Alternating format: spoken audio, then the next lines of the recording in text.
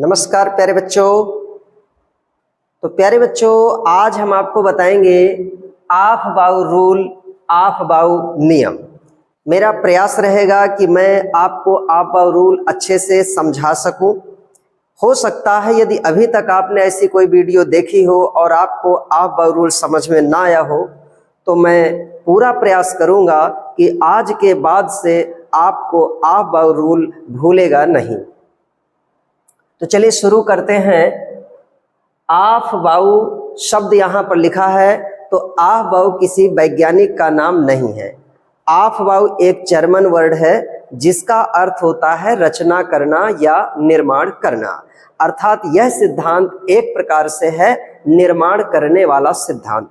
अब प्रश्न यह उठता है कि यह किस चीज का निर्माण करता है। तो आपने एक शब्द सुना होगा, इलेक्ट्रॉनिक विन्यास। तो यह इलेक्ट्रॉनिक विन्यास की रचना करता है। तो इस सिद्धांत के अनुसार क्या कहा जाता है कि जब भी तत्वों में हम इलेक्ट्रॉनों का भराव करते हैं तो कैसे करते हैं। सबसे पहले कौन से उपकोष के कक्षकों में इलेक्ट्रॉन भरेंगे, फिर किस उपकोष के कक्षों में इलेक्ट्रॉन भरेंगे। तो इसका क्रम होता है। ऑफ बाउ रूल में कहा गया है कि निम्न ऊर्जा वाले रिक्त कक्षकों में पहले इलेक्ट्रॉन भरना है, फिर उसके बाद उच्च ऊर्जा वाले रिक्त कक्षकों में इलेक्ट्रॉन भरना है। यहाँ पर कक्षक किसके अंदर होते हैं? उपकोषों के अंदर होते हैं। जैसे कि मैं कुछ पहले उपकोषों के नाम बता देता हूँ। एक उपकोष का नाम S है, इसके अंदर कक्षक होता है 1। दूसरे उपकोष का नाम P है, इसके अंदर कक्षक होते हैं 3। इसी तरह एक होता है D उपकोष, इसके अंदर होते हैं 5 कक्षक, और एक होता है F उपकोष, इसके अंदर होते हैं 7 कक्षक।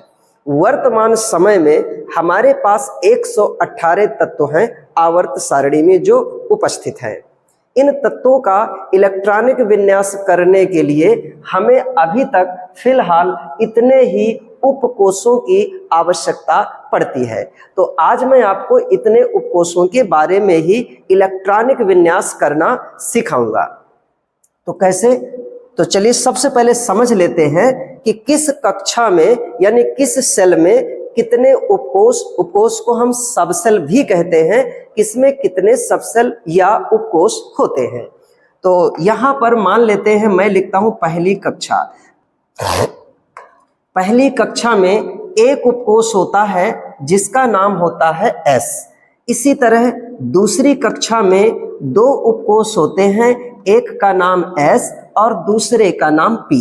तीसरी कक्षा में 3 उपकोष होते हैं, S, P और D। चौथी कक्षा में 4 उपकोष होते हैं, S, P, D, F।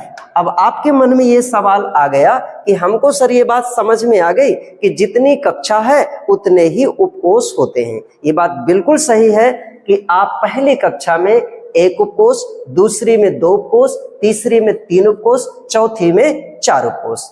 लेकिन वर्तमान में हमारे पास 118 तत्व हैं, तो 118 तत्वों के लिए केवल अभी तक 4 उपकोषों की ही आवश्यकता पड़ी है। वैसे यदि मैं यहाँ 5वीं कक्षा लिखता हूं तो 5वीं कक्षा में कितने उपकोष होंगे? 5 उपकोष होंगे, S, P, D, F, G, और 6वीं में इसी तरह S तक पहुंच जाता है। लेकिन हमको भी G उपकोष की आवश्यकता यहाँ पर नहीं पड़ती। क्यों नहीं पड़ती? क्योंकि हमारे पास तत्व अभी सिर्फ कितने हैं? 118।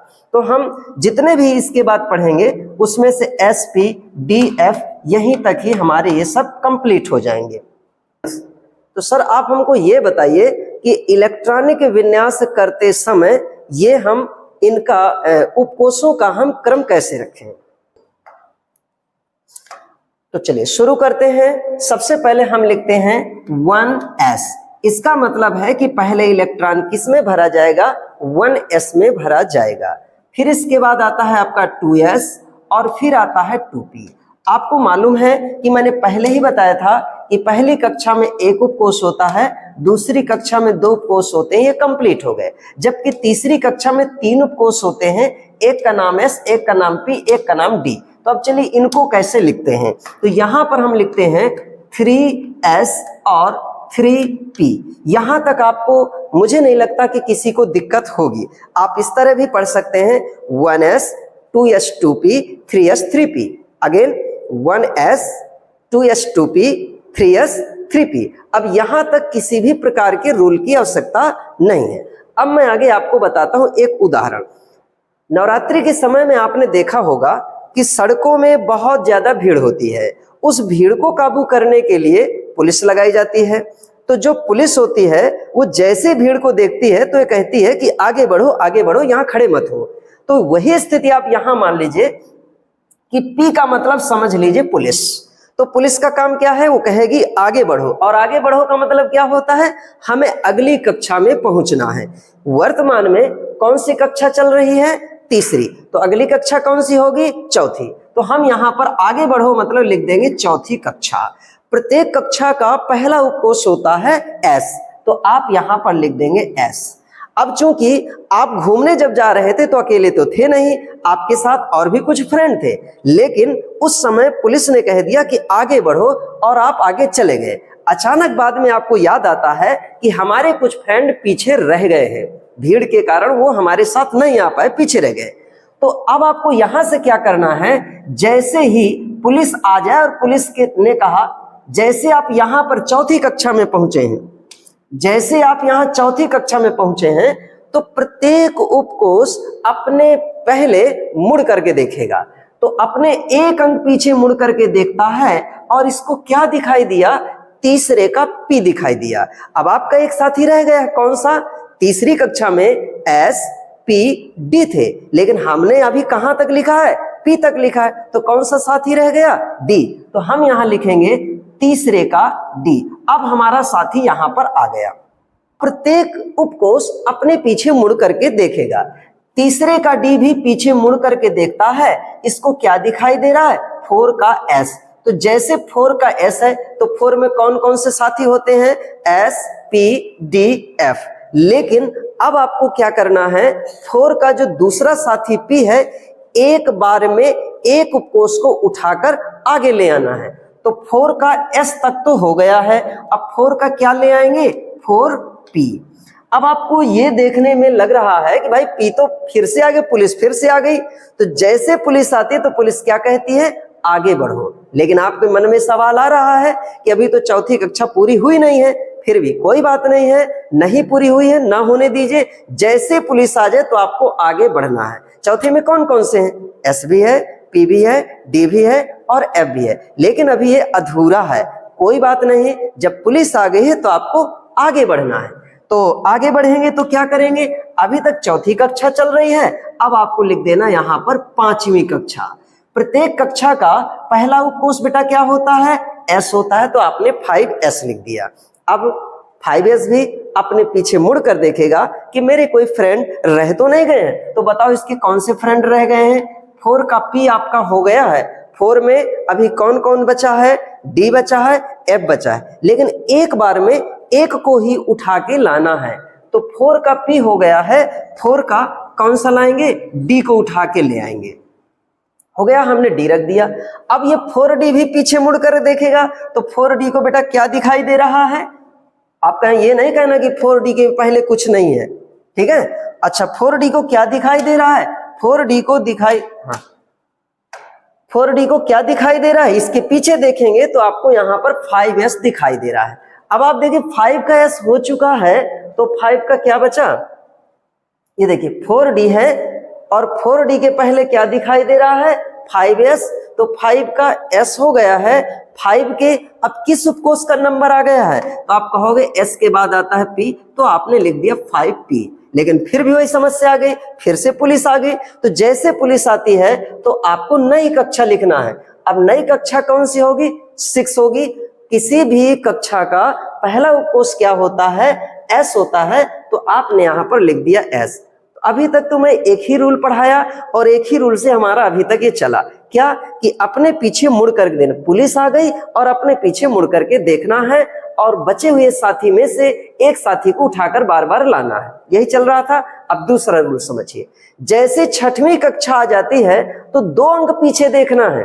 अभी तक हम जस्ट पीछे देखते थे, यानी एक अंक पीछे देखते थे, अब हमको 2 अंक पीछे देखना है। ये हो गया देखने वाला। अब ये जाएगा तो 2 अंक पीछे कौन दिखेगा? पहला और दूसरा। क्या दिखाई दिया आपको? 4D। तो जब 4 का D दिखाई दे रहा है, 4 का भी एक साथी बचा है, इसका नंबर आ गया 4 के F का, तो आप यहां पर ले आएंगे 4F। अब ये भी जितने भी होंगे अब 2 अंक पीछे देखेंगे। 4F पीछे मुड़कर देखता है तो इसको क्या दिखाई देगा? यहां पर दिखाई दे रहा है पहला और दूसरा, तो दूसरे अंक में दिखाई दे रहा है 5P। 5 का P हो गया है, तो 5 के किस उपकोष का नंबर आ गया है? D का। तो आप कहोगे हम यहां लिख देंगे 5D। जैसे आपने 5D लिखा तो 5D भी कितने अंक पीछे देखेगा? 2 अंक पीछे। 2 अंक पीछे कौन दिखाई दे रहा है? 1 और 2। 6 का S दिखाई दे रहा है। अब 6 का S हो गया, 6 के किस उपकोष का नंबर आ गया? तो आप कहोगे सर 6P का नंबर आ गया। जैसे हम 6P लिखते हैं तो वहां पर फिर से पुलिस आ गई। तो पुलिस का क्या कहना है कि आगे बढ़ो। बताइए आगे बढ़ने में क्या लिखेंगे आप? तो आप यहां लिखेंगे 7। प्रत्येक कक्षा का पहला उपकोष क्या होगा? S। तो आपने लिख दिया 7S। जैसे आप 7S लिख दिए हैं तो ये भी तो अपने पीछे मुड़कर देखेगा। अच्छा बताइए कितने अंक पीछे मुड़कर देखेगा? 2 अंक पीछे मुड़कर देखेगा। तो 1 और 2 क्या दिखाई दे रहा है? 5 का D दिखाई दे रहा है। 5 के किस उपकोष का नंबर आ गया है? तो 5 के F का नंबर आ गया है, तो आप लिख देंगे 5F। हो गया। ये भी 2 अंक पीछे मुड़ करके देखेगा तो क्या दिखाई दे रहा है? 6 का P दिखाई दे रहा है। 6 के किस उपकोष का नंबर आ गया है? तो आप यहां लिख सकते हैं 6D। 6D भी 2 अंक स्टेप पीछे मुड़कर देखेगा तो क्या दिखाई दे रहा है? 7S। और 7 का S हो चुका है। 7 के किस उपकोष का नंबर आ गया है? तो यहां पर लिखेंगे 7P। फिलहाल हमारे जितने भी एलिमेंट्स हैं सभी एलिमेंट्स यहीं तक समाहित हैं और यहीं तक कंप्लीट हो जाते हैं। लेकिन एक चीज याद रखना है, अभी मैंने बताया जब चौथी कक्षा आती है तो 1 अंक पीछे मुड़कर देखना है, जब 6वीं कक्षा आती है तो 2 अंक पीछे मुड़कर देखना है, और जब 8वीं कक्षा आएगी तो वहां से 3 अंक पीछे मुड़ करके देखना है। अब उसके बाद अभी हमारे तत्व नहीं है, जब उसके बाद तत्व होंगे तो उसके बाद उसका अलग से बनाया जाएगा।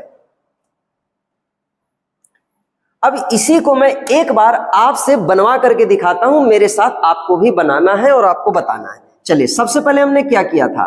1S, फिर बोलो 2S, फिर 2P, 1S, 2S, 2P, फिर 3S, 3P। यहां तक ऐसे लिख देना था 3S और 3P।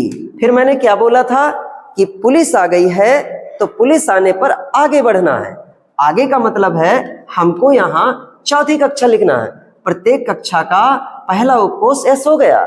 चौथी कक्षा से आपको याद होगा कितने अंक पीछे मुड़कर देखते हैं? 1 अंक जस्ट पीछे। क्या दिखाई दे रहा है? तीसरे का P। तीसरे के P तक हो गया है। किस उपकोष का नंबर आ गया है? तीसरी में S भी होता है, P भी होता है, D भी होता है। P तक हो गया, D का नंबर आ गया, तो आप यहां लिखोगे 3D। आप मेरे लिखने से पहले आप कॉपी में बनाते जाइए। अब तीसरा D है, यह भी 1 अंक पीछे देखेगा। इसको क्या दिखाई दे रहा है? 4 का S, लेकिन नंबर किसका आ गया? 4 के P का, तो आप यहां लिखोगे 4P। अब आ गई पुलिस। जैसे पुलिस आ गई तो आपको बताना है कि नई कक्षा शुरू होगी। चलिए बताइए 4P के बाद नई कक्षा कौन सी होगी? तो आप यहां लिखेंगे 5, और फिर कौन सा उपकोष होगा? पहला उपकोष होता है S। 5S लिख दिया। 5S अपने पीछे मुड़कर देखेगा। बोलो क्या दिखाई दे रहा है? 4P दिखाई दे रहा है, तो 4 का P हो गया, किसका नंबर आ गया? तो 4D। ठीक है। अब इसके बाद है आपका 4D। 4D भी पीछे मुड़कर देखेगा, तो 5S दिखाई दे रहा है, नंबर किसका आ गया? 5P का, तो आप यहां लिख देंगे 5P। चलो अब बताओ क्या हो गया? कौन आ गया? पुलिस आ गई। तो जैसे पुलिस आ जाती है तो नई कक्षा शुरू हो जाती है, और आप लिख देंगे आप नई मतलब छठवीं कक्षा का एस। हमने यहां से एक दूसरा रूल बताया था कि जब छठवीं कक्षा आ जाती है वहां से 2 अंक पीछे मुड़कर देखना पड़ता है। तो 2 अंक पीछे जब मुड़कर देखते हैं तो क्या दिखाई दे, 1 2 4 का डी दिखाई दिया है। तो 4 के किसका नंबर आ गया, 4 में एस होता है, पी होता है, डी होता है, एफ होता है। ये देखो यहां लिखे हुए हैं, 4 में एस होता है, 4 में एस पी डी एफ, मतलब 4 और 4 के बाद आपको एस पी डी एफ ही इस्तेमाल करना है अभी तक के तत्वों की संख्या के आधार पर। तो 1 2 4 का डी दिखाई दिया, तो 4 का हमें क्या रखना है, एफ। अब इसके बाद देखो ये क्या करता है, 2 अंक पीछे मुड़कर देखेगा तो यहाँ 5 का पी हो गया है, पी के बाद किसका नंबर आता है, डी का, तो हम लिख देंगे 5 डी। ये भी 2 अंक पीछे मुड़कर देखेगा तो 6 का एस हो गया है, 6 का आ जाएगा पी। अब जैसे पुलिस आ जाती है ना तो अगली कक्षा शुरू हो जाती है, 7S। अब 7 का एस हो चुका है तो ये अपने 2 अंक पीछे मुड़कर देखेगा तो इसको 5D दिखाई दे रहा है, 5 का डी हो गया तो लिखेंगे 5F। ये भी 2 अंक पीछे मुड़कर देखेगा, 6 का पी हो गया है तो आपको लिखना 6D। ये 2 अंक पीछे मुड़कर देखेगा, 7 का एस हो गया है तो आपको लिखना 7P। इस तरह आपको आप और रूल के क्रम को सजाते हुए चले जाना है। मैं आशा करता हूं कि यह वीडियो आपको समझ में आ गई होगी। यदि आपको यह वीडियो अच्छा लगा हो तो आप इस वीडियो को शेयर करें, और अभी तक यदि आपने अपने इस चैनल को सब्सक्राइब ना किया हो तो आप चैनल को सब्सक्राइब कर लें और कमेंट बॉक्स में आप अपने सुझाव जरूर प्रस्तुत करें। बहुत बहुत धन्यवाद।